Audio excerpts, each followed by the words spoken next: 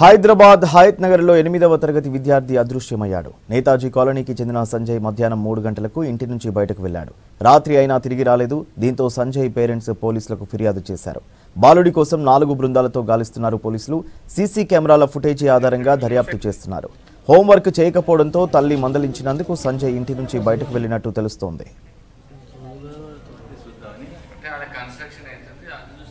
ఇంకో కెమెరాలో అటు సైడ్ చూస్తున్నాడు. మళ్ళీ వెనక్కి చూశాడు. ఇంకో సైడ్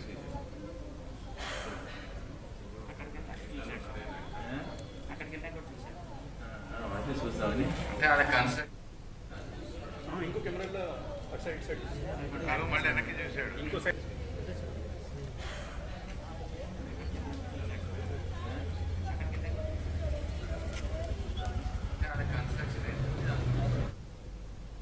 అటు సైడ్ చూస్తున్నాడు. మళ్ళీ వెనక్కి చూశాడు. ఇంకో